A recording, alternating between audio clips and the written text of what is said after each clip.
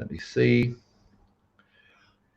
Good evening, everybody, and welcome again for our evening episode with me, Justin Blake. And this evening, I have my good friend and colleague Eugene, the Secret Podiatrist.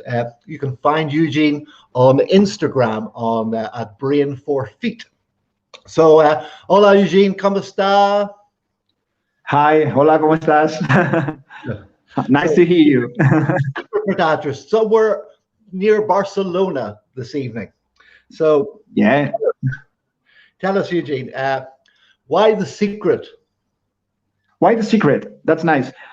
Here in Spain where I live, I just get accustomed about to hear many names of many famous podiatrists. So sometimes it's not about the name, it's about the job that they do. So I don't be interested in a name or in a person. I'm quite interested in the job that the people do. So the important thing on Brain for Feet is the job, not the person. So I do prefer to stay in secret. Just very fun when the people discovers me. And the other thing is because I want to expose all my own job and make my hands talking to me. This is not me. This is my job. My job is good. Me, it's irrelevant. Yes. So I mean, it's you're letting your work speak for you rather than yourself. Yeah. It's all about the job. The things that you put it on the patient is what really in podiatry for sure defines you, not your name.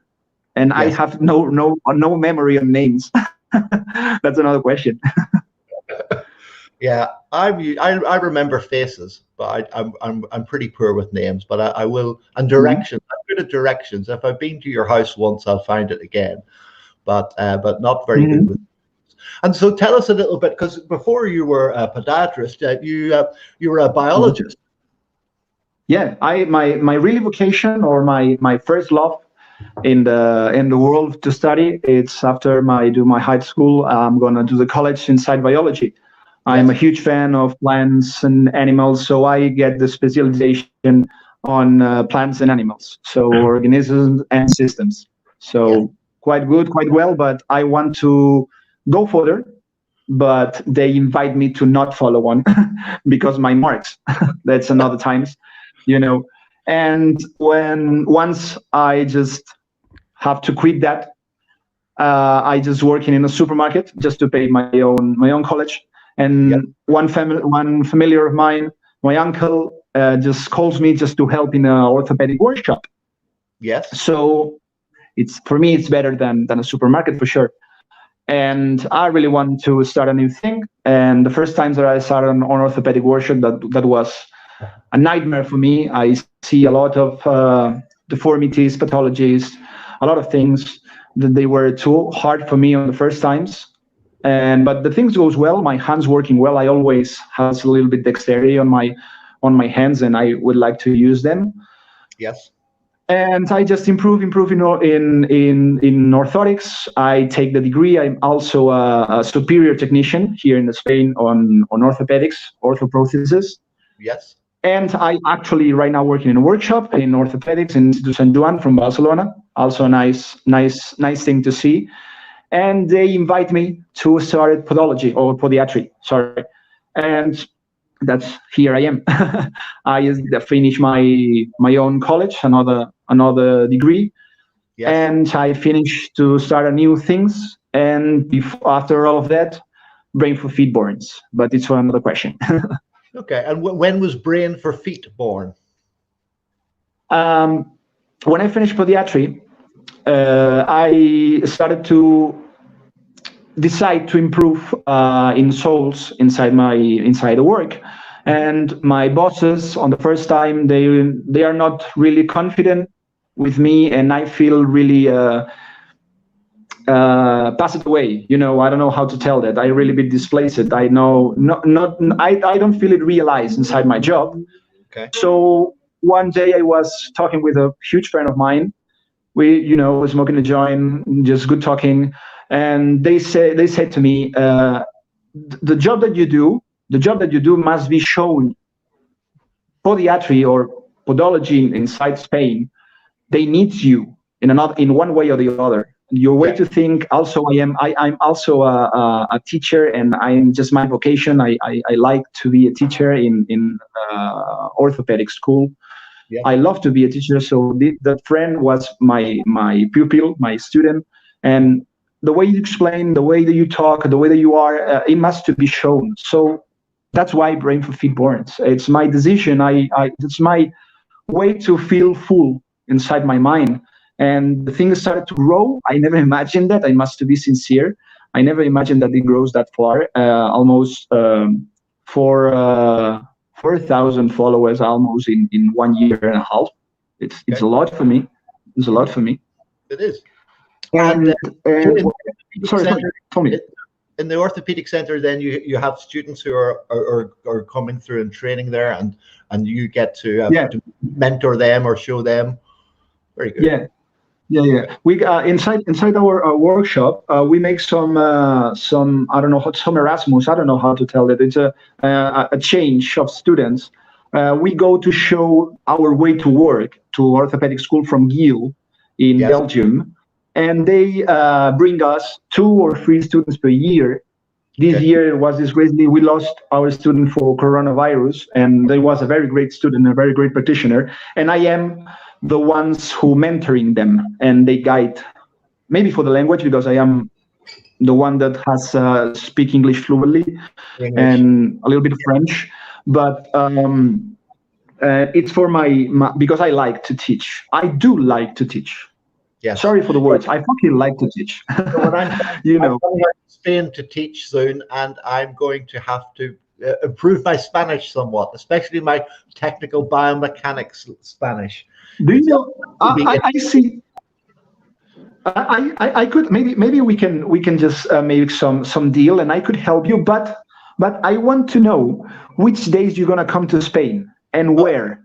I think it's going to be, we're planning end of maybe October, November. And again, of course, this all depends on when things open up again. But I think I'm going to be in Valencia and Seville and Santiago de Compostela in the north. Maybe via my cousin in Madrid. So we'll be going via my cousin Donald in Madrid, and my other cousin Cormac is married to Unati, and Unati, they live in Bilbao. So it's going to be a tour of Spain. Yeah, you have a good tour, Spain.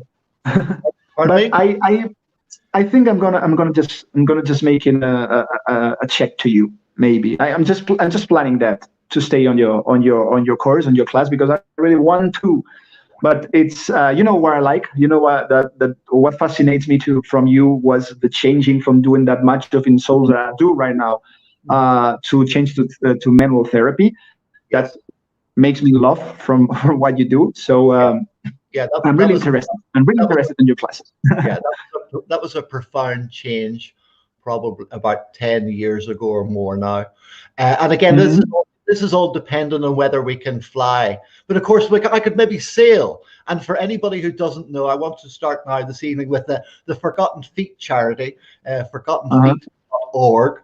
It's UK-based charity which helps to provide podiatry services to the homeless, and they are planning a cycle ride next year, 7th of May, I believe the start is, from Land's End to John O'Groats in Scotland, 900 miles cycling in 9 days. It will be epic. So I was thinking about that. And last Friday, I came up with the idea. So sorry, Tommy, if I didn't tell you before, but it was only last Friday. It was like, we can sail it as well instead. So we're going to sail. We're going to take cyclists in a boat from Land's End up through the Irish Sea. Actually, we may stop for a day or two, give them a chance to catch up.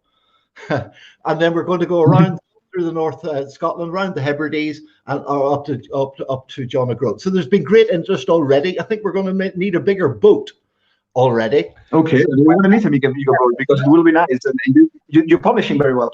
Yeah, so that's going to be for the Forgotten Feet charity in the on the Forgotten Feet. Let me just check. It is forgottenfeet.org, and that's going to be epic. There are 50 podiatrists to cycle I think we'll get more. And excuse me, I think we're probably going to we're going to get a big boat. We're probably going to be able to take about 16 or 18 people on a boat. I could skipper it, but yes, it's we're going to get a professional skipper on to give us a hand. I think will be the way to do it. That should be quite good. And so yeah, certainly beats cycling. And yeah, to say we'll get there quicker. Being a fair wind, good wind, maybe 5 days. So we could stop off. It's going to be lovely. Yeah, so that'll be good. It's going to be lovely. You should come. I think you said you wanted to cycle it instead. Yeah. I was waiting right now about how is the coronavirus comeback. It's going to work because people are doing really dumb things. Maybe here, maybe not in every world, but here in Spain, that's massively dumb. That's stupid. People so silly, and we are counting just to have another comeback from coronavirus. So I'd be like to and pleasure to travel and see you and maybe just check you in private. I don't even care. It's going to be nice and funny. But our mutual friend Jose, he is moving to the UK so in August, we believe, again, everything being okay. So he's going to be in the UK. So Jose has no excuse for not cycling. And maybe we could have teams. He has to pay the tax. Country teams in the he's going to have to fill the car with the hammer to see him because he's not going to be able to get the good stuff in when he gets to restaurants in England and Ireland now. So everywhere we've got great natural produce, especially in Ireland. So fantastic. That's good. That's lovely. Tony. Yes. Tony. Yes. Yes. I was just I was waiting about a question. No. I'm sorry. No, sorry. That's okay. So yeah, forgottenfeet.org. If anybody doesn't know and anybody wants to find out about the cycling or the sailing, they can contact the Forgotten Feet on the social media. Direct message me. It's going to be epic. Looking forward to it. There'll be a lot of organization, but it's definitely going to be worth it. So I'm going to try. So back to insoles. Yeah, I mean, I made lots of insoles. I was very hands-on, especially in my ski orthotic days. I mean, I was sent. I went to France to CIDAS, and had training there and came back to the UK, and that was a little bit strange at the time because I had gone from just taking a cast and sending it off to the lab with a prescription. And it took me a while to actually get to grips with actually making my own. And if anybody's not familiar with the CIDAS system, it's a little bit just custom made orthotic carbon. I begin with them. I begin with CIDAS. When I started I started the workshop together, you'll decide. And then you mold with the vacuum bags and the heat and element thing. So it was quite a different way. So it took me time to get up to speed on that. But again, it is more versatile. So I mean, obviously there's commercial labs in Spain, laboratories that produce insoles and orthotics in Spain. So I'm sure your colleagues use those. So why do you like to make your own? Oh, this is because I'm a little bit perfectionist, and I do develop my Brain for Feet. Also, I develop also quite infallible method. You can solve the next step. You can solve the previous step on the next step. So it makes you not spend too much material, and it makes you not even have to repeat an insole if the diagnose and all the things are good. So this is a quite fast method, and it relates the quality fast and long in life. I can't promise in between, in just handling with a rope, with a little rope. I can promise, depends on the patient, between 3 and 5 years of life on the orthotics.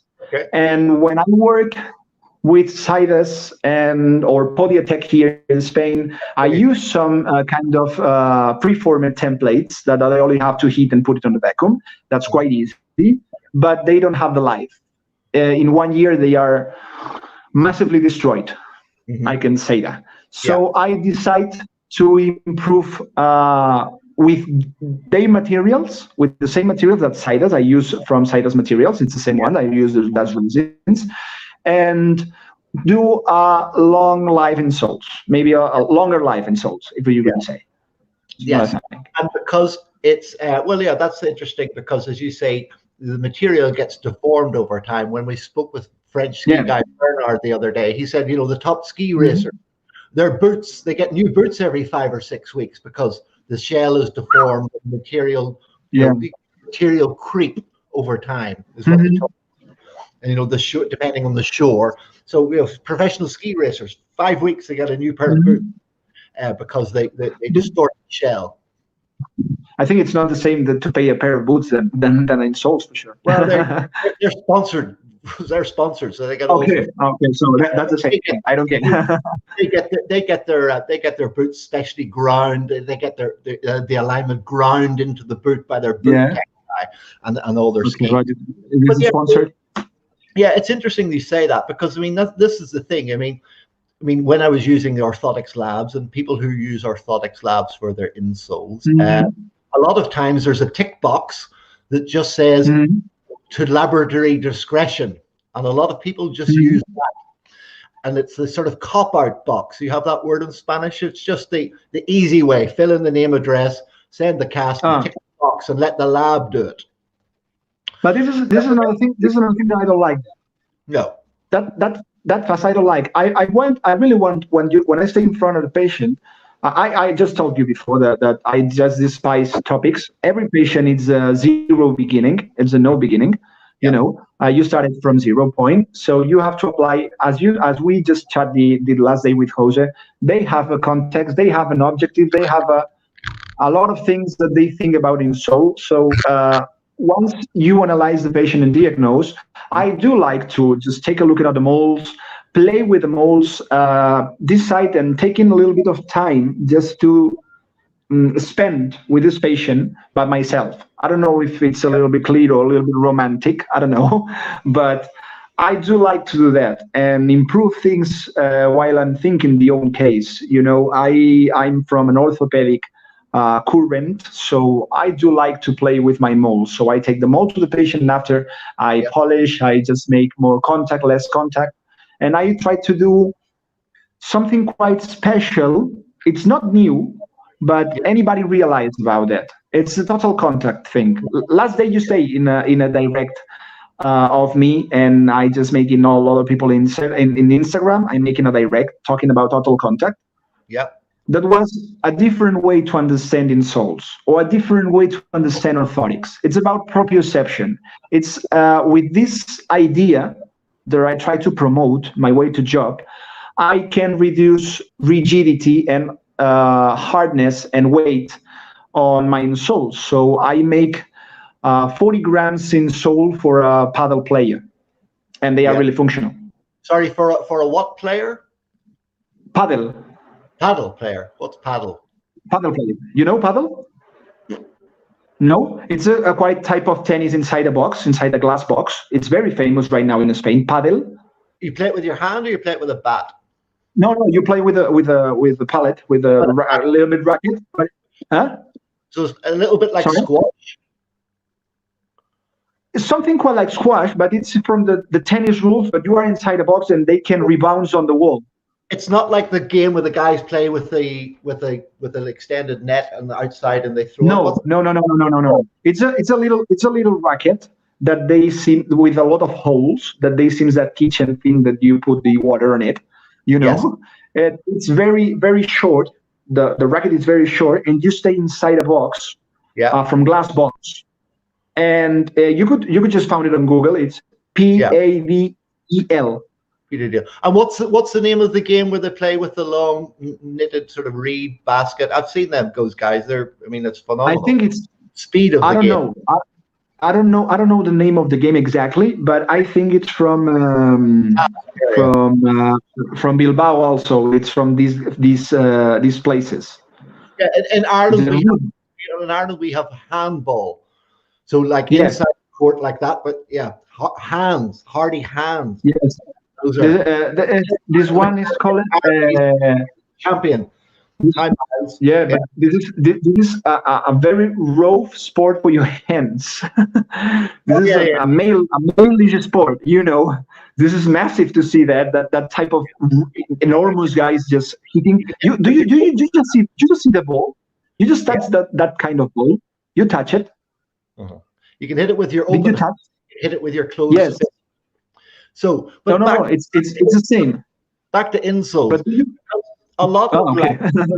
a lot of labs will, and I can't remember the research paper, and I know you don't really read research papers, but I'm sorry.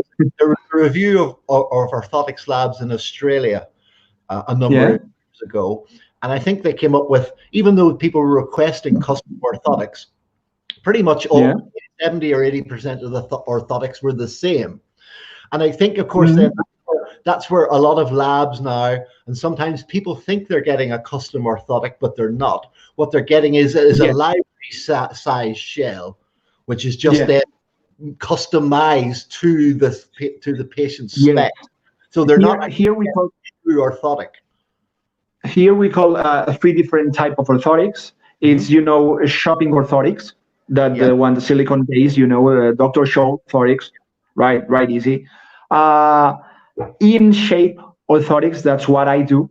It's Yeah. everyone, it's unique and it's for one patient.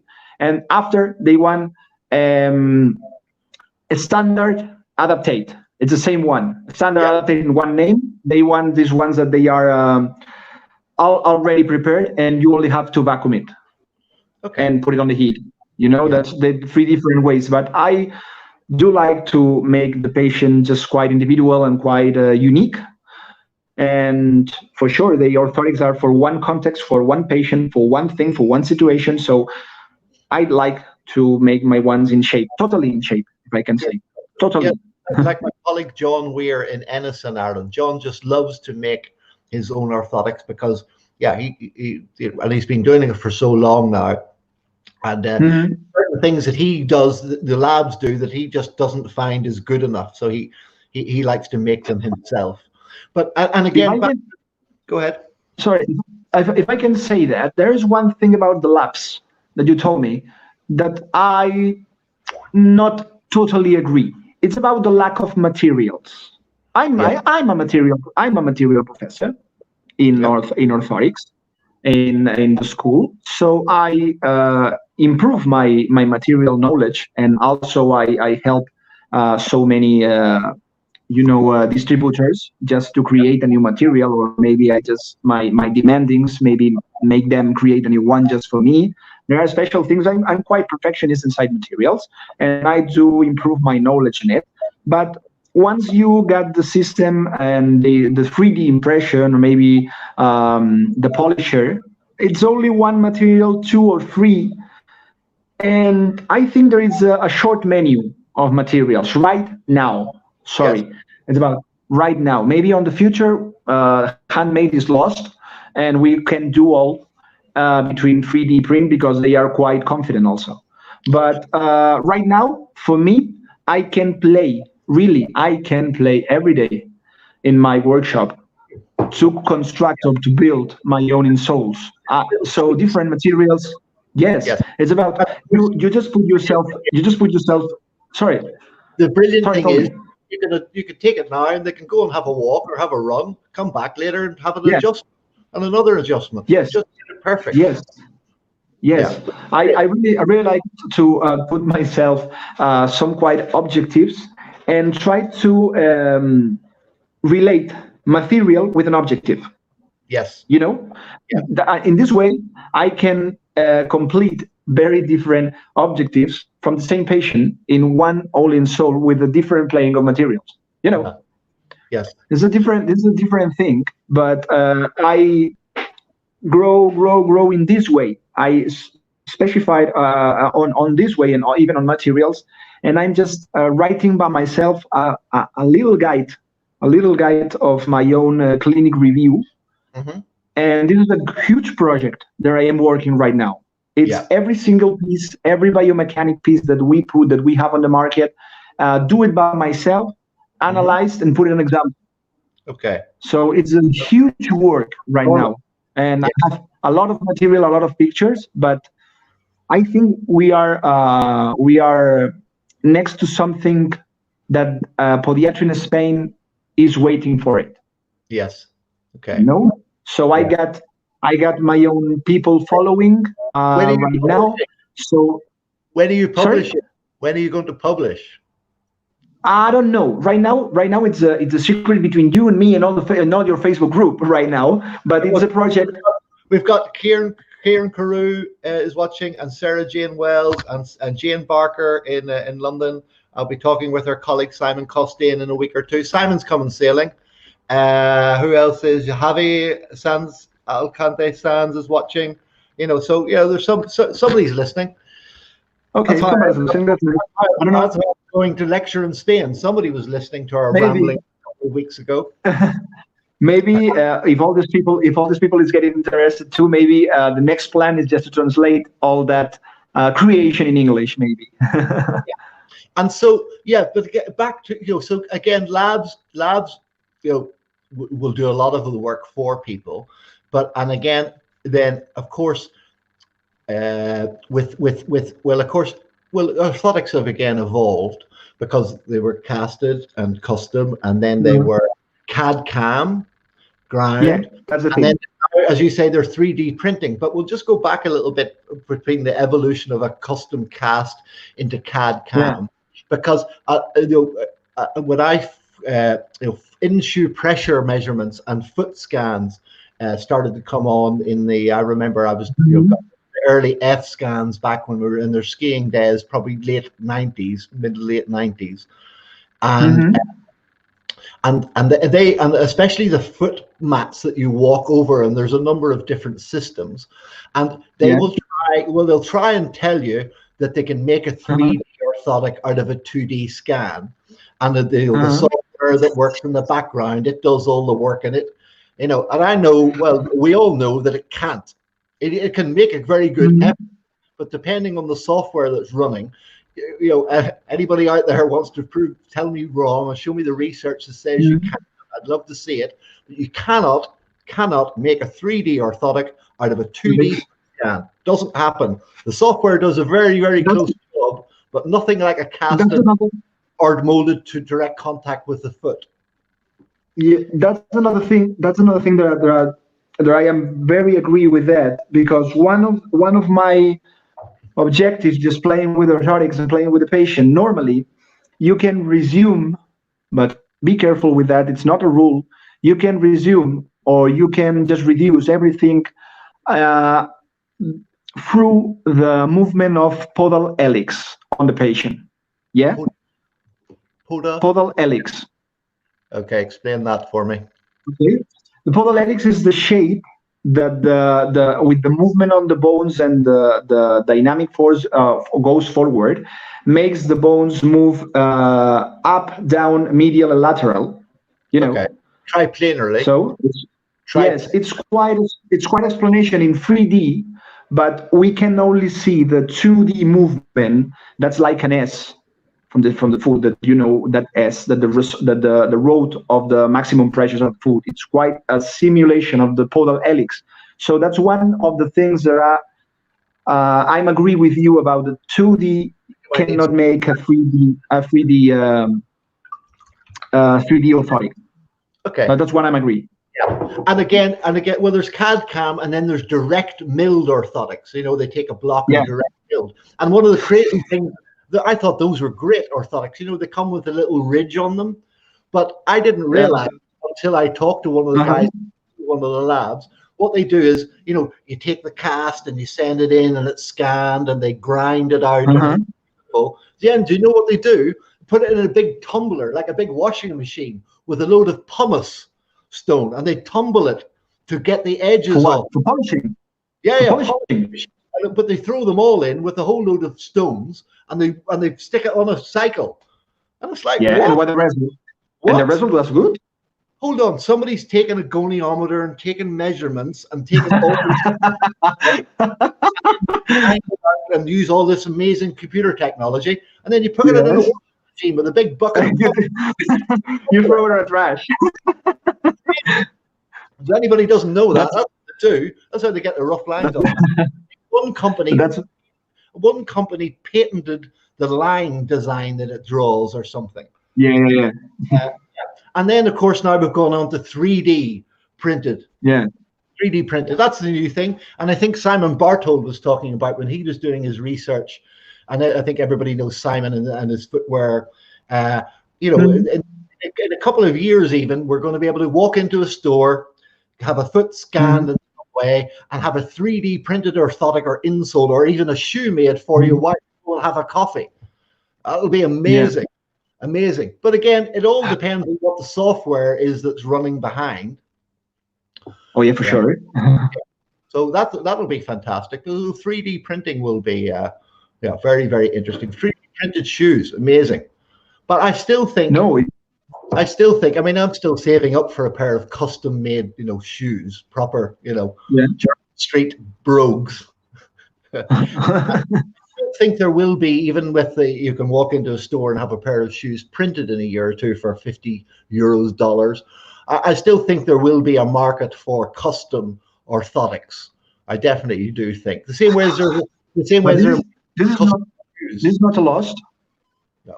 This is not a loss for individual, the treatment with the patient, and this is not make this podiatry or this part of podiatry biomechanics to pass from the health to commercial sector directly. I don't know. Maybe I am just I am just a romantic, but really we can just change the diagnose, the valoration, the specific work for the patient to just go on a shop and just buy your custom or your in shape insoles. It's that easy. I think so. It's my question. It could be possible. It's not a loss. It's not that just go rewind. I don't know to tell. Yeah, no, but I would think that there's still going to be, and I mean, that's going to be fantastic as well, because again, you'll be able to get an option. Do you want to on the mat and get this, or do you want the semi, or do you want the actual really, handmade custom craft for the design of your foot? Like having a pair of handmade shoes made. There's still a market. You just said the word. I think you just said the word. The word is the option. Yes, options. Another way, it's exactly another way, just to brain for fit. If you want to reduce to something, it's about to increase Spanish podiatry, and maybe all the body who can follows me and just there to read all the crazy things that I post. If anybody wants to follow, it's for increase your therapeutic arsenal in another way. Yeah. There is no bad ideas. It's that applied ideas for me. So we only have a space for everything.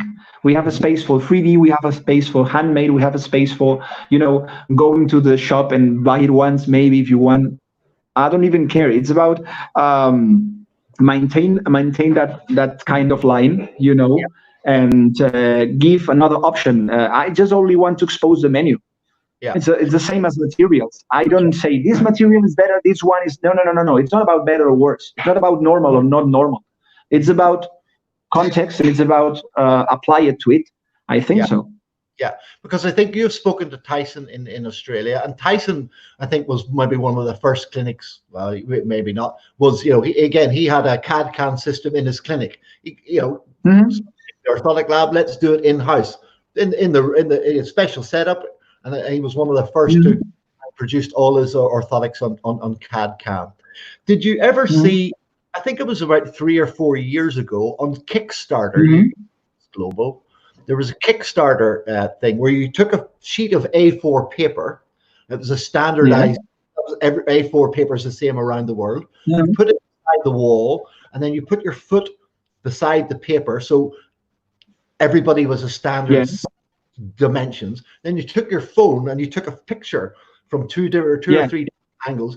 You sent it to this Kickstarter company, and they would print you a 3D comic from that. I don't know whether that's only with the picture or with some diagnose on it. No, that was it. It was just like you downloaded the app, put the piece of A4 paper down, took a couple of pictures, Yeah. sent it to them. No diagnosis, no, nothing.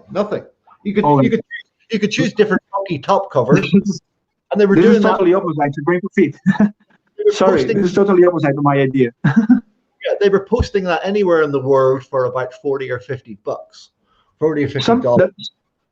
Something that these things makes mind blown my head. It's the real question: are insoles useful? Let me explain. I am an insole maker. Okay, let me explain for a second. So was I. If sure, yes, I'm also thinking too. But if they are people that with one buy it insole from the market goes well, and you do the best that you do, and with a specific materials and all the thing, and goes better with another one that is from the shop, or maybe just do with another material with less work on it, and it really works, or it's something quite like placebo on the patient. You know what I'm talking about. It's when I had our talk with my colleague Ronnie Ward, and he hasn't seen Ronnie's Ward's the clip. You know, when you touch the skin, you touch the brain, and we'll get on to the brain in a minute. It's patient. When Ronnie said, you know, again, patient comes in and you know they've invested in this, and you've sold them, or you've and it's you know, well. You guys don't charge enough for Spain, so eleve los precios. We're going to talk all about Spain. Yeah, we just learned the lesson. Our orthotic here, I was retailing for the patient maybe 380, 420 euros. There's other colleagues again higher and lower. That's about 350 maybe as the average in euro price, perhaps. Different clinics again differently. If a patient is taking that, they've got to work. You know, they've got a lot invested in them. There has to be, you know, and so there must be some placebo. But Ronnie's thing was, it's and that's what we talked about. And thankfully, when he asked me the question, I'm sure you'll ask me questions later, I got it right. Is an orthotic? I mean, with my colleague Martin McGill, who owns Firefly Labs here in Ireland. The recent thinking is, oh, well, years ago it was it did this and it did that and it did change function, or did it make things sagittally better? They're a load modifier now. They're load modifier. But Ronnie thinks, and I think, and if we're going to talk neural and higher CNS stuff, is it's just putting a different stimulus somewhere, somehow. I love you to take this thing. I'm going to talk it after. Just go on, because you just touch the fiber. It does something. We don't know what it does. At everything we do, no matter. I'm sure about that. But this is the key here. That was the direct I was talking about. The total contact cast. Yeah. I have one huge lack. Is this the place that I work? We work with neuropediatric orthopedics. I just make, for helmets for the cranial deformity also. It's not only my podiatry life. And I also make the DAFOs. I just modify the plaster by myself on my hand. And I have a huge friends inside the shop that they are really cracks on it. Orthotics, like, just come back up for... Yes.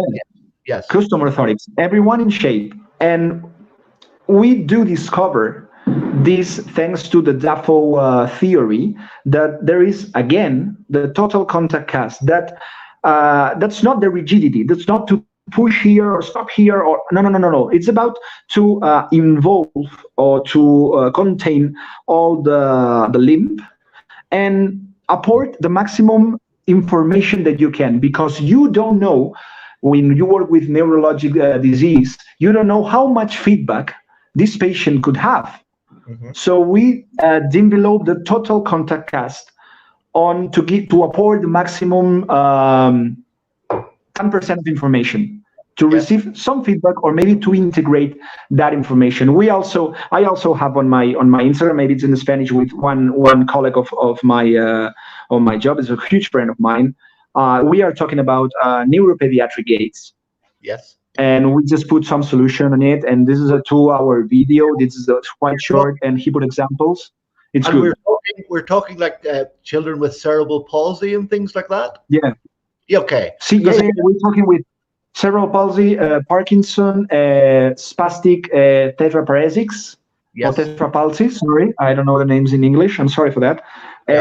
Also, different genetic syndromes, and we talk a lot of things, and we put the solutions that we do and all the many of the solutions that we have. Yes.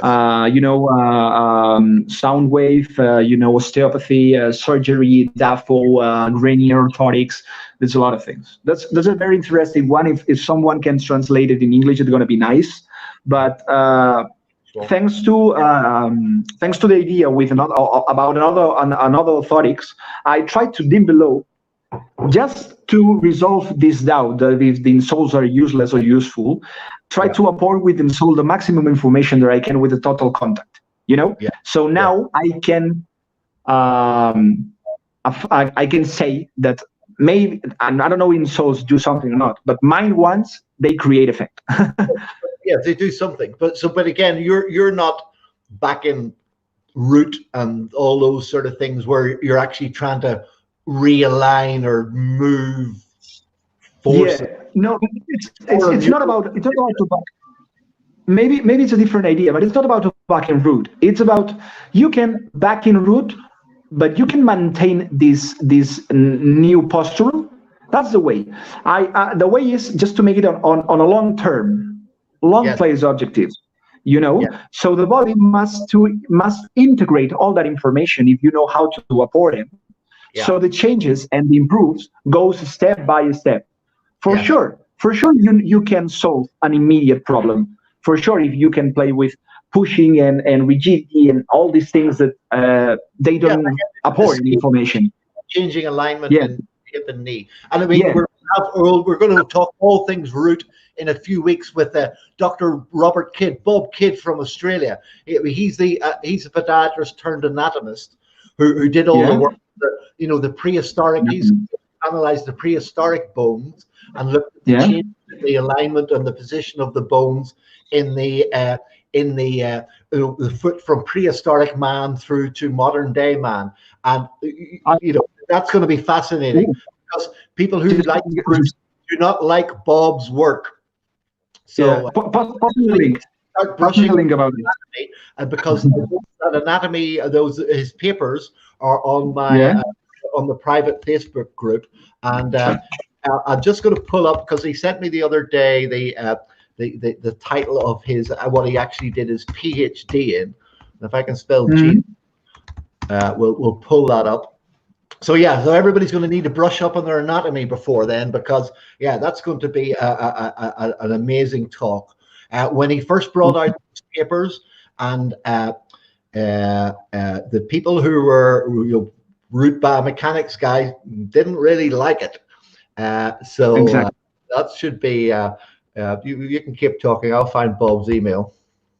That's exactly. And I've mentioned it on a couple of calls before. Again, back in one of the summer school courses, we had a presentation from a guy who was doing exactly that with cerebral palsy kids, very hypertonic. Had a video of them like you have walking in his corridor in his clinic, and then he was making very flat insoles, but just with elements in the maybe a little dome underneath the cuboid, no mechanical correction, and the difference before and after when these children walked on all the hypertonicity just dropped out. It's amazing. It's amazing. Here we go. Bob's PhD thesis was excuse me. Here we go. It's a bit of a mouthful. We've got a bit of a slow load. Come on. So this was amazing. See the before and after difference. The hypertonicity just dropped out of the thing. Here we go. His PhD thesis was patterns of morphological variation in the humanoid hind talus are morphometric analysis. That's everybody getting an anatomy book side. That's lovely. Up now because we're going to have to keep up with Bob. That'll be fascinating. No, it's going to be nice. Well, I told you. I think I told you 2 days ago, maybe on the weekend, that I am working on a project about some kind of, design of templates, flat templates with some postural elements. And I just realize about a lot of things. But my key here, I think the master key, or the clue of everything, it's about to know how to separate the patient that goes to biomechanic treatment or the patient that goes to the postural one. I think this is the big deal. This is the big deal, because you are told me that this guy are working with cerebral palsy. Yeah. Yes. So right now, I only just sent to a postural insoles. I used to send child recoveries, not very pathological axes, Yeah. So the thing is, we are now sending the light cases to postural and the difficult ones to biomechanics. But you just show me, or this guy is going to show us that this is not light or several cases. So you can do with postural. So maybe that's another point to search on it. These postural ways and the long-term changes are the most efficient ones, because it's the ones from the body integrates by himself. So it's the ones that I want to create. Mm-hmm. This is my philosophy to work. Well, also, this is also the thing, is that with a lot of colleagues, it's like, here's your insoles or orthotics, cheerio. Yeah. That's another thing. Yeah, that's another thing. How's the body going to adapt to that? Maybe they bring them back for a 2-week review, and fingers crossed, and they don't throw them through the window tied to a brick. And that's but what's happening in 6 months? What's happening in a year's time? What stimulus have we put in? What has that adapted or changed in the body? Do we need to redo something then? Has that we've all had that patient who's come in. But Justin, I think there is this one that you avoid. I don't know if in UK happens. I don't know exactly, but in Spain, I think.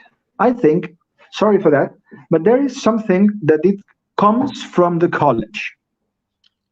This way to treat the patient, the topic, normal and current way, from normal, current, and topic colleague that we all have. Yeah, it's because they come to the university, they come to the college with this way, and they don't change it never. So I think the problem is in the beginning. Yes. There is so much things in the university that I would like to change. I'm sorry for that again. One of my objectives is change. Let's teach biomechanics and all the stuff you teach in the 3rd or the 4th year in the 1st year. Let's swap it around. I've been talking about. That's not only slap it around. That's not only slap it around. In Spain, I just can talk with Spain, and I can talk with Barcelona or Catalonia, a podiatry college. But the thing is, they show you how to treat, but they never show you how to listen the patient, how to explore well the patient, how to listen all these muscles, how to understand the body of the patient. They show you tests, rules, axis, but just stop for a second, put your hands on the patient and listen, observe, shut up. Yeah, well, of course, a lot of the, I know, talking to other colleagues who do lecture on our own courses, they have a syllabus to stick to, and the syllabus is set by the college and the university, so they have a little bit of room to maneuver, but not much. Uh-huh. But it's, where was I going with this? It's taught around, but it's also taught from years ago. The same notes of, and Bob talks about this. I think he said notes that belonged to somebody's father who was taught 30 years before. Exactly. He taught the same biomechanics. Crazy. Exactly. Also, but because especially in the UK, I was trained. The idea was when you finished, you were going to go to a health service job, and you need to be able to perform in a health service job to see 15, 20, 30 patients a day. Exactly. And that's what you were prepared for. So that's what you were taught to do, was fix stuff very quickly and get through the list, because there was an ending list, and there wasn't any thought. But maybe back to a little more what Ronnie talked about is that we don't even need to start with an insole. I mean, it's how we speak to the patient, and this gets on to how we listen to the patient and the words that we use in the right order. I've had patients who've come before who've told me about their experience with other colleagues, and it's just like, he had a look at me and he just started writing and said I needed some orthotics. He didn't put his hands on them. He didn't listen to them. He didn't meet them where they were then. It was... There is a lot of colleagues that they know how to treat the patient before the patient enters. What the fuck? What the fuck? It can be possible. You can have maybe a barely a light idea about how the patient moves on it, but you don't know anything about the patient, and you just tell me that you're gonna put it in the soul. Oh my God! Just come on, stop it for a second. Just take a second. It's gonna not affect you. But that's the hashtag about and the quiver of arrows for your treatment. But if you only have the orthotics in your No, for sure. We have a lot of menu. If you only have an orthotics in your arsenal to treat them, well, guess what? They're only going to get an orthotic. Nuts. Well, they don't need it. And that's the thing about all the machines. That's exactly the thing. That's exactly the thing. That's the thing about all the machines in the shops or all the things that go bing. It never tells you don't need an insole or an orthotic. Never. Why is that? For sure, because they have to pay the machines, for sure. No, the thing is, that's the thing that I want to show also in my profile in Brain for Fit. I had a hashtag. Let's put it: brain it or die. Brain it is about think, brain it or die. Brain or die. Yeah. Brain it or die. It's about think in front of every single patient. It's not a rule. Increase your therapeutic arsenal. Insoles are just one branch from this huge tree that we have to treat the patients. You know, well, we have manual, we have exercise, we have physical therapy. Sarah Jane says, thankfully in Glasgow Caledonian University. And hello, Sarah Jane. Sarah Jane's coming on. She said she wouldn't in a couple of weeks, but she's just qualified 2 weeks ago. The other day, dude. Sarah Jane, you're coming on. She says in Glasgow Caledonian University, we hardly issued insoles ever. We were very patient history focused on rehab. We did dry needling and mobs and minutes. God, that's where anybody wants to go. Glasgow's the place. Yeah. And if it turns out students like Sarah Jane, oh my God, that will change. She's amazing.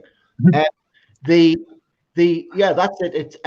It's taught the wrong way around. And just the words and how you, as Ronnie said, watch Ronnie's talk. It's how I'm a big guy. Ronnie's a big guy. It's how you approach the patient, how you speak and interact, and what the clinic looks like. And there's so many factors that people don't think about and take into consideration when they're dealing with patients. And so, a lot of patients, and this is what I talk about all the time on my business sort of thing. People are coming in, they're worried and they're scared. That's why when you ask them how long they've had this problem for, they're like 5, 6 years. What? It's not that they didn't want to get it fixed. They were worried and frightened and concerned and didn't want to make a mistake, and maybe had tried other treatments that hadn't worked. And we've all had, and you have. I think my record's about 8 pairs of orthotics in a bag. I do know one colleague who put a picture up one time. Somebody had 12 pairs of insoles and orthotics. What's my that? One is 7. And then mine one is 7. So how many? Mine one is 7. Only 7 pairs of insoles that they come from another college. You would think somebody would scratch their head at maybe pair 4 or 5 or 6 and go, maybe orthotics aren't the way to go with this. Maybe that's the thing. It's another a mortgage to pay for and the holidays in Ibiza to pay for. Let's get another pair of orthotics. So the thing is, and I go directly, specifically on orthotics. Okay, let's suppose that this patient needs orthotics. Okay, this patient needs orthotics, not the ones from the 7. So you have a new patient. Your solution after search your therapeutic arsenal is about orthotics. Okay, that's nice. Okay, we're going to do orthotics.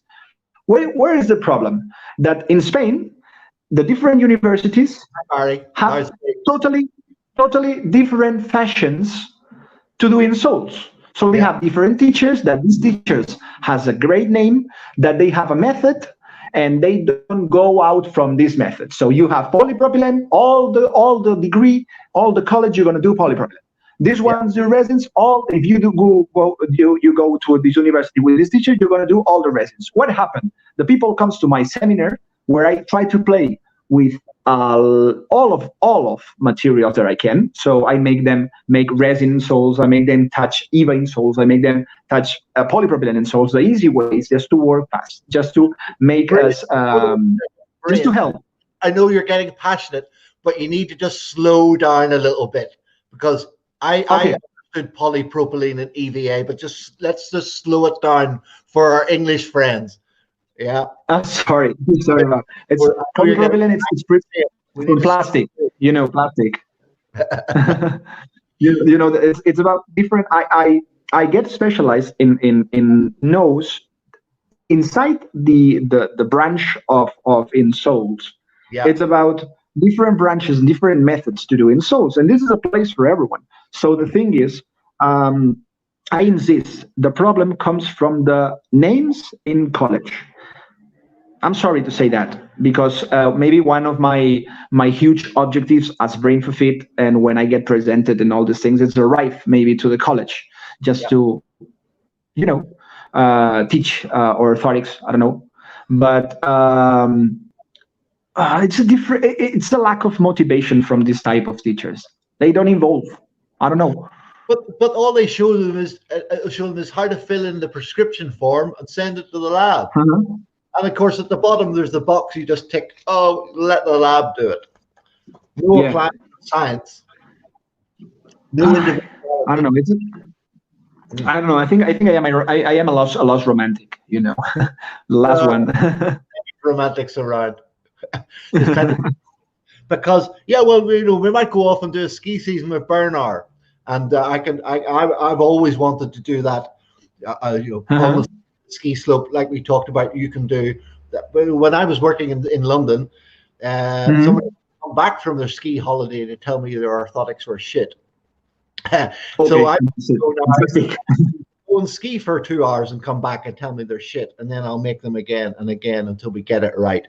But I think I made ski orthotics and boot a line for about 4 years. So I think we'll be okay.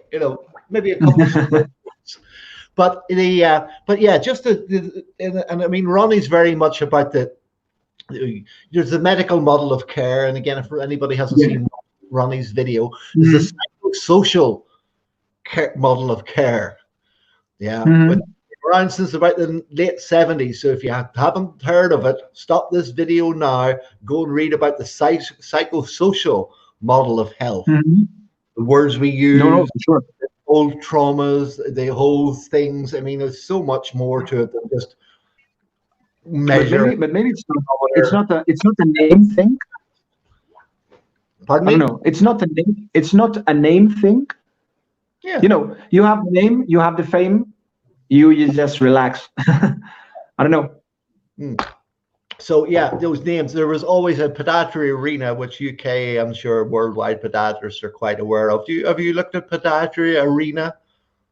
No, never. Okay. It's a male chat based post. There's different sections. Anyway, they used to have a funny thing on the front page one time. It was like how to get ahead in podiatry. Okay. There's 5 different things. There was 5 different things. One's like name and not invent, but a condition. Name the treatment after yourself. Yeah. There was the clinic, which was the L'Oreal clinic, was like the charge higher prices because I'm worth it. And these different things. It was a piss take. You know what a piss take is? They were trying to be sarcastic. So I can't remember what the other 2 were, but one was like, name a condition after yourself and invent the thing that fixes it. The second one, does anybody out there know or remember what that thing was? They took it down a while ago. One of them was like the L'Oreal clinic, which is like the colleagues who charge £1,200 for an insole. Yeah, those how much? €1,200, £1,200 sterling. Okay. Sorry. I don't understand an astronomical number. Sorry, what the fuck?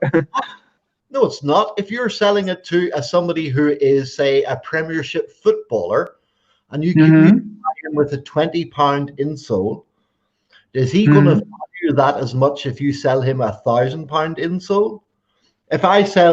When we go to work for Real Madrid or Barcelona in a few months next year, Brian, yes? If those player, will he value the €20 insole, or will he value the €2,000 insole more? Which is he perceive as better? Yeah, for sure. We just found that working outside Europe. We just found it in Romania that that when we put in the price, we have to increase the prices because people don't get confident to a low price, and this is not related with the quality of it. Again, it's a bit of the market. Yeah, Sarah Jane says €1,200. Where's £1,200 sterling? Where's that, Sarah Jane? Yeah, this is it. People don't value it if it's not. But I mean, if a guy's earning €500,000 a week, he doesn't care. Yeah, I know. Let's charge him 20,000. He's not even good. It's like a speeding ticket. He's not even going to feel it. No, I don't know if I say lucky or pitiful, but I don't have this type of patience. I don't have this ultra elite. She says she knows a pod that sells shells for €850. Oh, the worst one ever I had. Oh, this is so bad. So bad. Yeah. In West Dublin, out in County Kildare, lady comes to see me with tib posterior tendonitis. Excuse me. I was doing foot mobilization. She was like, I saw a chiropractor 3 weeks ago, so I'm waiting for custom orthotics. Okay, so I saw her 3 or 4 more times in the couple of weeks before she was due to her custom orthotics. Oh, she turned up really happy one day. Okay, let me see them, I said. Took out, the hard Dannenberg Vasily orthotics with the the hole. Yeah, hole. That's what the chiropractor had given her. Charged her €800, taken a cast, and give her a pair. Made her wait like 4 or 6 weeks, and give her a pair of €800. Yeah, €800 for a bat in a cast. Sorry, I'm not. €800. I talk biomechanics. Yes, that's what he charged her. I showed her on eBay. Amazon. I pulled up Amazon. You can get them for like £32 delivered. What a my God. Yeah, that's it. And I mean, I had other colleagues in London, and we're not going to start slagging colleagues, where I lived in Streatham. And so colleagues in London close by were putting 2 and 3 year old children into carbon fiber. Yeah. Cost. The orthotics sorry, but it's crazy. Size of this, little ones. Little Sarah Jane was coming to see me because she wanted a second opinion, because did little Sarah Jane really need a custom? Yeah, that's again. It's the same again. It's about it's not health. It's commercial. It's market. I don't know. This is not what I put it in. This is not what I mean. Yeah, well, that's horrendous. Yeah, Sarah Jane, it was horrendous. I told her she should. I mean, I phoned the guy up and asked to speak to him, and he didn't get back. I wanted to tell this guy, give him a piece of my mind, especially like he told her it was casted and he was going to do all this Billy bullshit, and then made her wait like 4 to 6 weeks. The lady had like tib post tendonitis. She could hardly walk. She'd seen him like 3 months before. He had done loads of chiropractic stuff, and then hadn't fixed her, and then flogged her £800 pair of orthotics and made her wait another 4 to 6 weeks.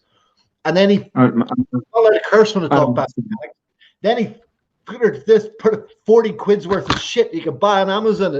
Sorry, Dannenberg orthotics aren't shit. This guy ripped this lady off, right? And Oh my God. this colleague near me in London was, you know, Mhm. 3-year-old kids in custom carbon orthotics. Oh, come on. This is, but this is what is this? Why you do this? This is the question. For me, this is the question. Why you do this? Why you put this material at this prestation at this child? For real, why you do this? This is not professional. This is, for me, this is not health. Again, this is not health. Yeah. We are not in the health system. We are not improving the quality of life from the patient.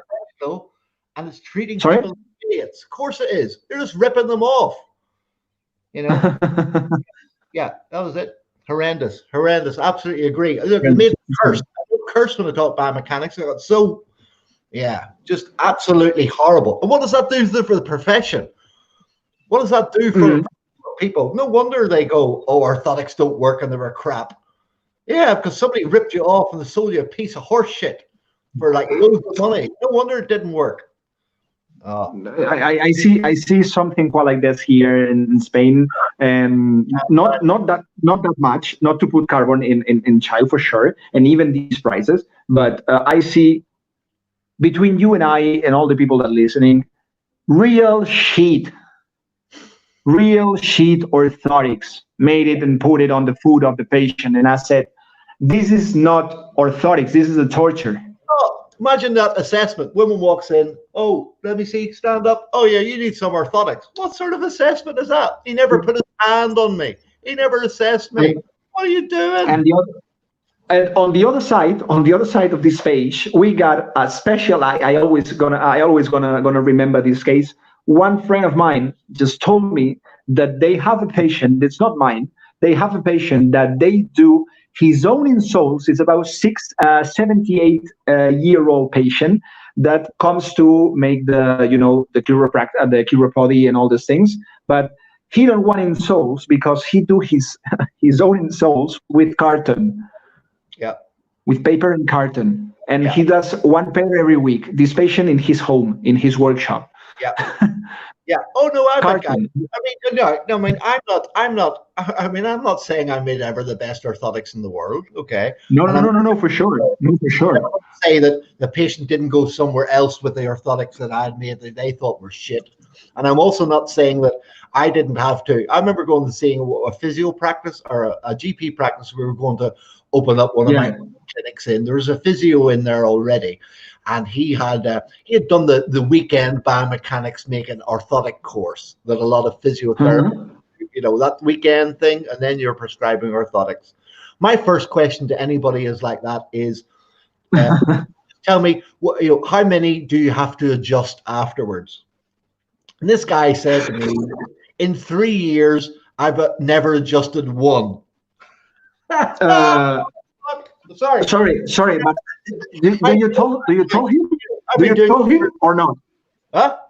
Do you tell him or not? Yeah, I said, well, okay. You tell the truth.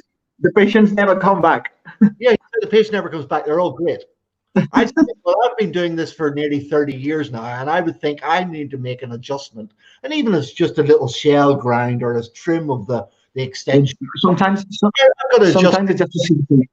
5-6 pairs, a little tweak. This guy was like, no, I've been doing this, and I did the weekend course, and all mine are perfect. Fuck, sorry. Goodbye. Not cases. Crazy people. No. And Rem's on. Hi, Rem. I won't from States. Rem in the States helps podiatrists make unbelievable businesses. So Rem, we're gonna need to talk soon. And so Sarah Jane said, yeah. How short-sighted is that of that chiropractor? This lady will talk about this and that he's a rip-off merchant, and people will find out he's not, and will realize that, word will get around for people like this. And so, yeah, I mean, it's just, but again, it used to be like, say, I can't remember what I was going to say. It used to be patients would say, oh, yeah, that was it. I used to say to patients, when they came back and they told you, well, you gave me this advice the last time I saw you, but I've still got this problem because I didn't follow the advice. I would always say, fantastic, right? I've got more and kids to feed and holidays and the beach to go to. Don't do the stuff that I told you.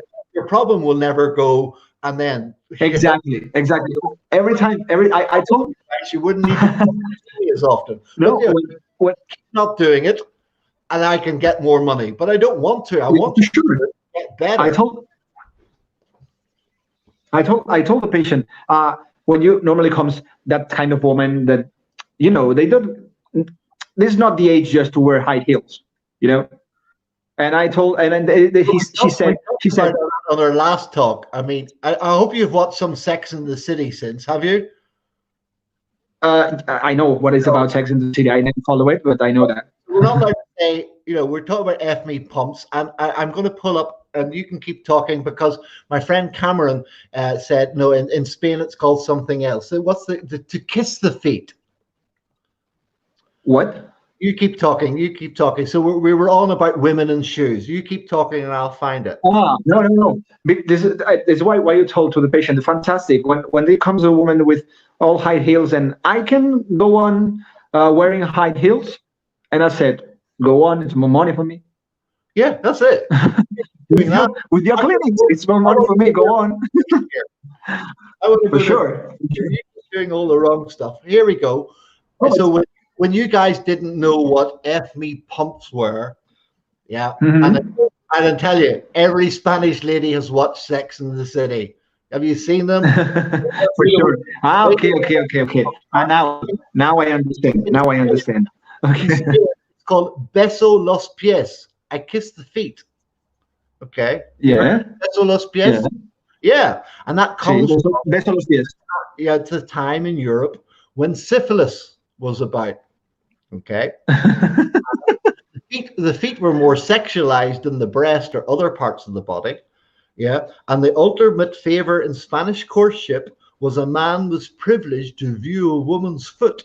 Showing her feet was considered more explicit than invitation to intimacy from the words. And so during the reign of Philip IV, 1605 to 1665 in Spain, full-length portraits of women of the court would not display the feet. Okay. By Anthony van Dyck. He was one of the Dutch guys who the Spanish guys got down. Paintings of English women never showed their feet. According to Rossi, when Bartolome Esteban Murillo, do you know him? No. Anyway, no. 1682, painted a picture of the Virgin Mary with her toes exposed. He was severely reprimanded at the Spanish Inquisition. However, no objections were lodged when the Madonna had her breasts exposed. So, for sure. in the 17th century, breasts were okay, but feet were a no-no. Beso los pies comes from. Anyway, what Sex in the City? You need to find out about FME pumps. Yeah, that was it. Okay. We talked about the patient doesn't come to see you with a pain in her foot. Yeah, the patient comes because she wants to go to her daughter's wedding in September and dance in Jimmy shoes, and that's why she's really there. She's not there because of the pain in her foot. She's there because of what the pain in her foot is stop her from doing. And if you don't find out really why she's there, why have you got pain? No, it's not the pain. It's what it's going to stop her from doing later on. She wants to go dance at her daughter's wedding in Seville in her Jimmy shoes. Once you find out it's about the context. It's about a context. For sure. Completely. For sure. It's about a context on the patient. Hold on. Sarah Jane's another question. Another question? Okay. We're probably going to go. I think we're going to go maybe. We'll do the hour and a half because we can't go 2 hours again. Sarah Jane, we'll have to do a double whammy. Sarah Jane says, "Thing people is need coaching. Rehab is boring. Many worry that they aren't doing it correct. Many of my business is coaching, reassuring, listening. Hold on. Yes, I'm hands-on. I give a 3-step system. I rehab education. Change habits. Change habits. We're training. appropriate rehab for them all, joint space opening. All my rehab clients, I use a system to help them. Sarah Jane used, before she was a podiatrist, she was a movement specialist, Pilates specialist. So she integrated body movements. It's going to be fantastic. Sarah Jane, book a call. We're going to chat. Stop asking questions, though. We're going to talk. Okay, we got just. Today here, it's a specific free day. It's tomorrow, but today is the night before the day. It's San Juan. Okay. Today is San Juan. So I had a special. All the things on the beach. Yeah. Putting all the fireworks and all the things. So I don't really want to say goodbye for that, but I have the special dinner, and maybe I don't know if we at what time we got stopped, but what time's dinner? In a little time right now. Okay, well, no, we'll go. We'll go, but we'll talk more neuro. I've already opened the wine, Sarah Jane. That's why I'm a little bit. No, I've had 2 glasses. We're okay. When I'm drinking Rioja, so we're all good. Okay. I ate earlier, but of course in Spain, you're like I ate before we talked. Because you guys, you're not even going out yet. So yeah, it's the festival of San Juan. Yeah, where they burn. Yeah, you're going to be dancing. San Juan. Around. Yes. Yeah, you're going to be dancing around. Yeah. So yeah, it's all. I don't know if I'm going to be dancing around that. Yeah. Sorry. So let neural. Let's just talk neural. You're Mr. Brain for feet. Okay. It's all neural. It's all connected in. Yes, it's only. That's why. That's the last thing. That's why it's brain. Yeah. So tell us a bit. That's about. Sorry, you just get cut, and I think I understand it barely. And you want to talk about total contact? No. I want to talk about not total contact. About okay. We talked earlier on about it's putting an input into the system. We're talking about we're talking CNS neural, because that's where it all is. From the words we use with the patient, what we do to the patient, whether you put your hand on them, whether you put a needle in them, whether you manipulate them, whether you massage them. It's all a signal. It's all a signal for your brain. It's all processed neural. Yes. Why you're Mr. Brain for feet.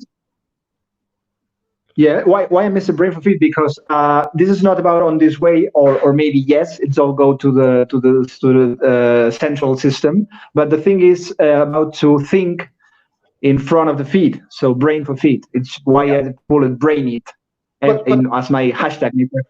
Yeah, but let's just talk. I mean, it's neural. It's all an impulse. It's like the CP kid. It's doing something. It's doing something in the CNS to allow the spasticity to drop out. I also practice. I don't know if in English it's the same, auriculotherapy. I don't know if it's the same. You put the nails on the ear. Yeah. The nails. You like acupuncture. Yes, on the ear. Yes. Yeah. Different systems. It goes direct to the vagus nerve. Yeah. I mean, that's it. I've worked with chiropractors before, and you get kids coming in with chronic pain, usually young teenage girls with piercings, in the back of the neck or here or wherever, belly button or wherever else you want to put a piercing. And then we had one girl, he sent to me. Yeah. It's like she had all this weird stuff, going on. I was like, this isn't normal. He got her to take. She had a piercing like in her lip somewhere. She had a piercing out. 2 days later, pain was completely gone. It was like for like MRIs and blood tests and surgery. Took the piercing out. So maybe for sure, because it touches one automatic response. And this is why we are in auriculotherapy. We are near to this part on the nerve, on the vagus nerve that goes to the sympathetic system. It goes to the automatic cerebellar responses. Is the ones who do that. So once you put the nail on it, you just broke this contact and this automatic response, and you put it yourself in another beginning point. I don't know if I explained well. No. I mean, I'm sure people are aware of it, and you know, if they aren't, you know, Yes. they can go and look it up. You know, and Yes.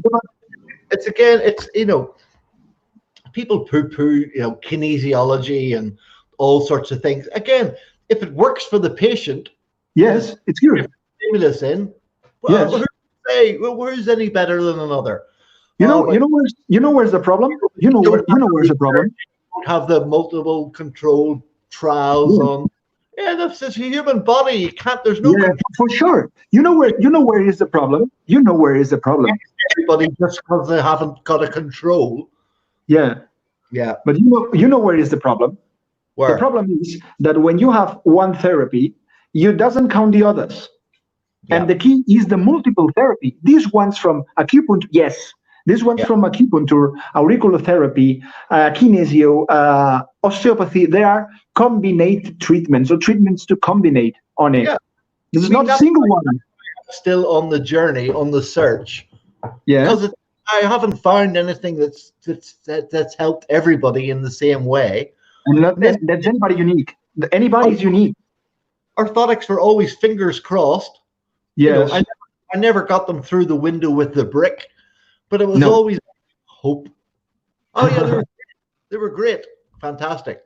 I, I'm magic. I must know what I'm doing. And then No, the but next same problem.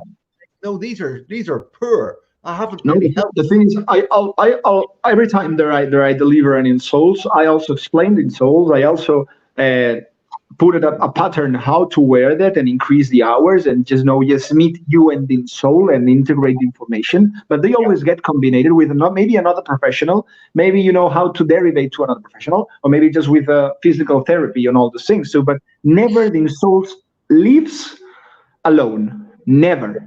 Yeah, we used to get, some people don't like hard orthotics. Some people don't like soft Yeah. orthotics. There's nothing worse. I would never do that. There's nothing worse than, oh, I went to see my physio and they said these were too hard. Uh, I Uh, went to see my physio and they said they were too soft. I need more correction.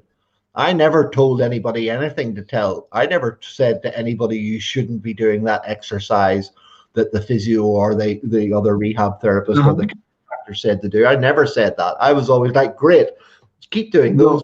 You to do this Yes. alongside.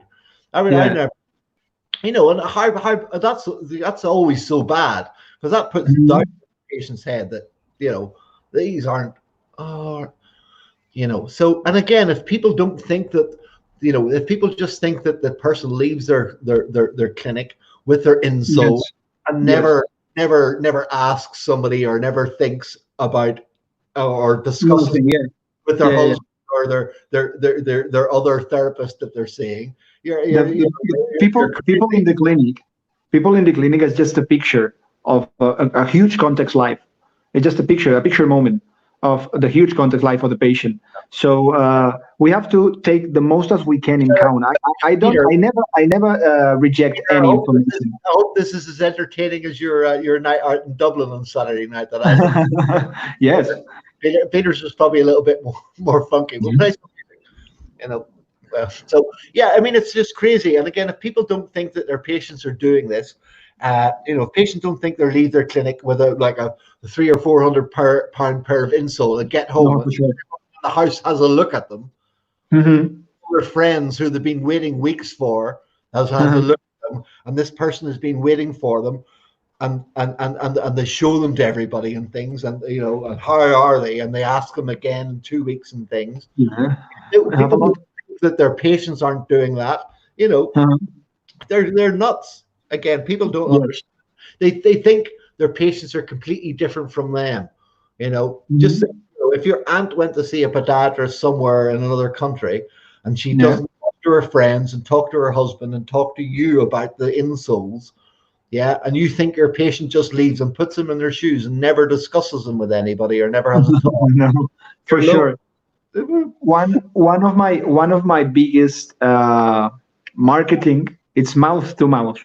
Yeah, referrals, self referrals. Yeah, patient referrals. Yeah. Yeah, patient referrals is, but not in a web page, not in a newspaper. It's about refers from another person that I go to this guy and he does me that and he recommends me that and all the people comes because you do that to the other person and Yeah, the word other of person is one world. So word of mouth is a good way to build a yes, practice. And word of again, mouth. Nice this to is hear. this isn't a business talk, but if you don't have your Google page, Google business page up, get it up for Hmm. your website because reviews are key. Like we Hmm. talked about, if you go to a hotel or go to a Hmm. restaurant, check the reviews. People are checking your reviews now. I All always say TripAdvisor. come to see you. TripAdvisor Hmm. for free. But also, if what was the point going to be? Also, if you don't think that maybe I have had too much Riaha, if you So, don't if you don't think that patients are checking you out before they come mhm. to you and finding out all about you and all those sort of things, again, just like you're somebody's going to, Peter. Peter is watching. Peter spends a lot of time out in Lanzarote. Peter, isn't it? And if I'm going to Lanzarote where I've never been before, Peter will tell me a couple of good restaurants to go to. But Peter will tell me, Mhm. but I'll check it on TripAdvisor before I go. Sure, sure, sure. If you don't think that patients are checking you out and checking out reviews, Mhm. looking at your website and looking at your Instagram page, Brain, and looking at the photos and making that buying decision or that And compare, and compare, and compare. compare and looking at clinics and the decision can take. Mhm. It took the lady 4 years, 6 years to get to you before she wanted Mhm. to get to Spain to go and Mhm. the thing. She checked you out.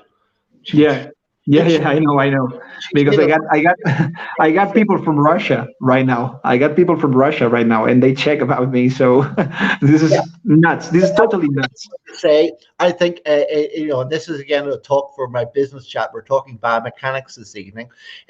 Word of mouth is a good way to build a practice, but if you want to, and I've got colleagues who are like, yeah, I've built a good practice over 10, 12 years. Okay, Yes. want to know how to build a practice, the same type of practice in 2 years or 3 years. Uh-huh. You take the word of mouth, but you add on good marketing and good Yes, system and good follow up around that, because you I can know. take word of mouth and you can build a business in a very, very short period of time. I did that in Dublin. I built businesses that scaled to very high value in a very, very short time. I didn't spend 10, 12, 15 years. So you need to be good. And this is the thing Uh-huh. about it's los precios. Put your prices up. Am I Put your saying prices up. am I We saying it need. right? Sorry. Did I say it right? Yes. Put the Yeah. sube los precios. Sube los precios. Sube los precios. I thought it was eleves. No, bueno, eleva los precios, sí, pero sube, es más fácil. Sube is more easy. That's Google Translate. I do Okay. always. Some of your Spanish colleagues think I speak perfect Spanish, but it's Google Translate. But one girl was like, "You're But it's using a translator, aren't you?" And I was like, "Yeah, of course." it's a different. It's a different Spanish. It's more standard, more polite. But this is the thing. It isn't the crazy Irish guy just going, "Put your prices up." Yes. You've got to give them value. You've got to give Yes. them experience. You've got to give them. You're just not charging and ripping them off. No. You're actually. Hi, Dan. Dan McKevitt's on, and Dan's doing Mhm. the cycle from Malin. So in Ireland, the northern part is at Malin Head, and Mhm. hold on, Dan Malin Malin Head is north, and Donegal in the north, Yeah. the south. So if you cycle Malin to Mizzen in Ireland, is the longest part, and if you do back to Forgotten Feet, Land's End to John O'Groats is the forgotten part. So Dan, I'll race you in a boat. Well, it might be quicker. Okay. 3 days in Ireland if Dan just Yeah. got his hip replaced. But back to pricing, it isn't just put your prices up. You got to Uh-huh. have much more value for the patient and give them so much more service. And again, it's like me choosing a hotel. If I go out to stay in, if I go out to Lanzarote and Peter doesn't let me have his villa, uh, I'll be looking. I'm not going to choose the cheapest thing. I'm not going to choose Mm. the this restaurant. I'm going to look what's going to give me the best value. And that's what patients do. And especially now, and these times when people are really concerned about their health. And guess what? We're in healthcare. And this is a golden opportunity. Everybody's been exercising. Everybody's been out getting fitter, healthier, cycling, running more, getting fit because we've been told we need to do this. We need to do health. Yeah. And guess what? We're in healthcare. Go health. Yeah, that's why. It gives us more value. And when you charge more, you can invest in yourself more so you can learn more about all the things we've talked about this evening and all these different things. Because if you don't have that slightly more, a little bit of cushion in your practice, how can you be stressed and you're worried and you don't have it? If you come over here, it's great. It's a different way to run practice. You charge slightly higher prices. You can invest in yourself more, look after your family better, and then guess what? You can treat your patients better. Better, for sure. And they get better results. How good. It's a win-win for everybody. Yes. But I'm totally agree with that philosophy. But I don't know if it's quite applied here in Spain. It's well, we're gonna have to have a talk. We're gonna have to have a talk because I'm just waiting to you just to put this idea on everybody's mind here in Spain to come in here just to make the seminars. Revolution. Let's get rid of companies and let's start charging a fair fee, because some of the figures I was hearing from colleagues in Spain, it's like, how much are you? Anyway, talk for another day. We weren't supposed to be talking business. It was I do need to talk. Maybe just some further in time. We're gonna need to talk about business because I'm thinking I'm gonna need you. Okay. Yeah. I'm coming out to Spain. I'm coming down, and also Mallorca. Guess what? I'm getting on a J yacht. Sean McCarter, my colleague, I sailed with for a couple of years ago.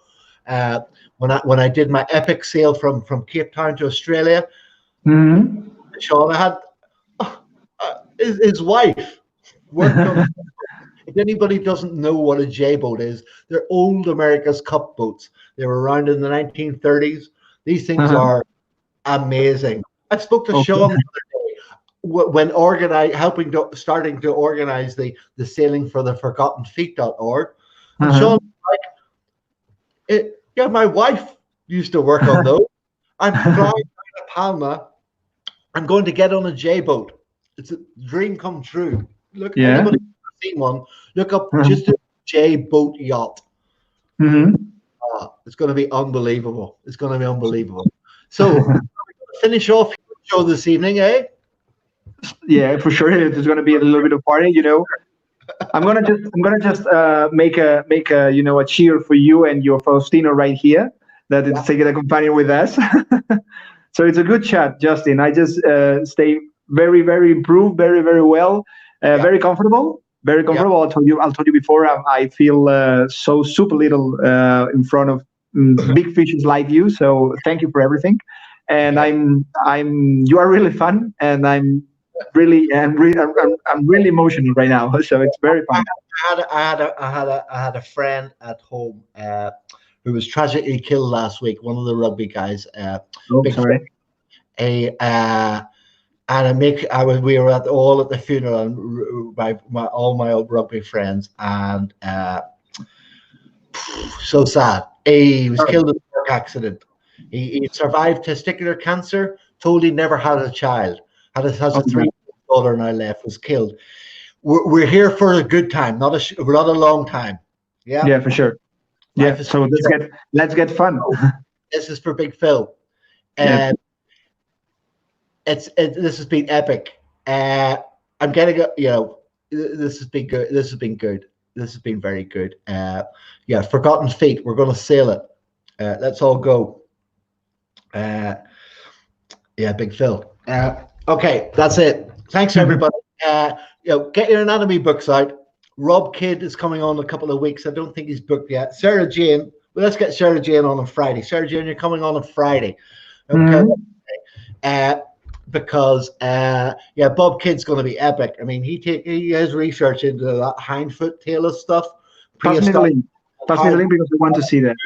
You know, we're going to, you know, because this is the other thing, we've talked about this before. People don't know their anatomy, right? For sure. They're on the wrong side of the foot. They don't know where things run. They don't know what's connected to what and what's pulling. And exactly. Anatomy is a big pillar. For sure. Anatomy is the best pillar. Huh? Anatomy is the magnificent pillar, I think. If you know anatomy, you know how to treat. Of course you do. Yeah, I mean, tissue stress model of treating mechanics. No, physical anatomy too. And I mean, it's you got to know your anatomy. So anyway, that's it. A big shout out. ForgottenFeet.org. We're going to sail it. I'm getting on a J boat, and Big Phil. It was a tough weekend. So everybody, thank you very much. Thanks for watching. Thanks, Eugene, for the questions. I'm going to give you a call in a second. I'm going to let you get off to drinking Calimucho and doing into the early hours of the morning. Okay, I'm gonna let you finish your Faustino right now too. Yeah, well, no, you don't jump off. We're going to finish this and then we're going to have a quick chat. But yes, thanks for everybody for watching, and we're on Sarah Jane's on Friday, either she likes it or not. Talk soon. Okay. Bye-bye. Talk soon. Bye bye. And so we're going to